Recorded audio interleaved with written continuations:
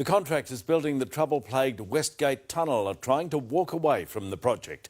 It follows a bitter dispute between Transurban and the joint venture over the disposal of contaminated soil. State political reporter Andrew Lund. Piling and surface works were still underway today as tollway giant Transurban dropped a bomb, telling the stock exchange that its joint venture contractors CPB and John Holland were claiming a force majeure and seeking to terminate their contract. This just throws the entire project into absolute chaos. The builders are walking away from it.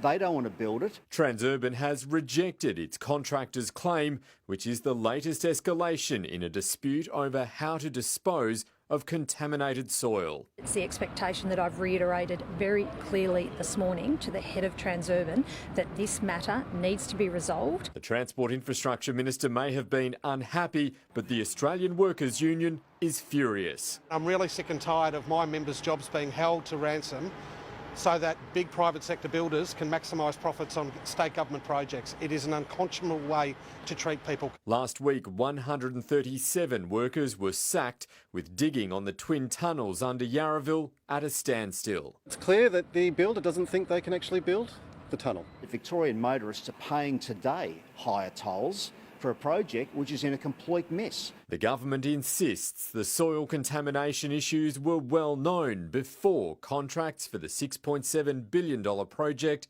were signed. The government has a contract with Transurban to deliver this project by the end of 2022. It's our expectation that that contract and indeed that completion date that's within that contract be met. Anybody that thinks this project's going to be delivered on time in 2022 is quite frankly kidding themselves. Well, Andrew joins me now live. Andrew, it's a major blow for the government's flagship project.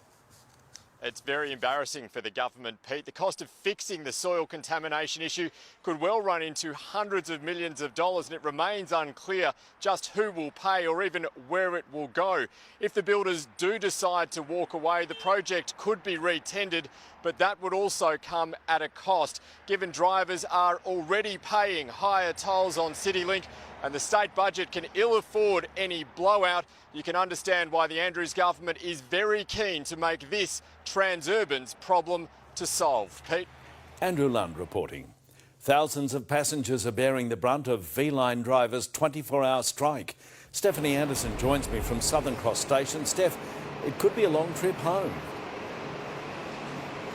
It certainly will be, Pete. In fact, for some passengers travelling to and from Melbourne today, they've had to double their travel time. Essentially, those train drivers have walked off the job, as have the station staff, and it's brought the Geelong and Warrnambool lines to a complete standstill. It's forced V-Line to bring in 260 coaches. Many of them are lined up here behind me at Southern Cross Station to pick up the slack, and we've seen passengers piling onto those buses right throughout today to make their journey by road. Now, this action follows the breakdown in 7 months of negotiations between V-Line and the Rail, Tram and Bus Union, and the union says this isn't the end of it for them. They are expecting to bring in overtime bans from this Friday, as well as bring the Bendigo, Echuca and Swan Hill lines to a complete standstill on February 7. What we are focusing on these negotiations is nothing to do with how much we pay people or how much they receive in terms of allowances. All of that will stay the same. The sticking point appears to be around the things that we want to do to modernise V-Line. Ultimately, there's a large amount of issues at the moment with V-Line. It really comes down to safety, rosters and also training.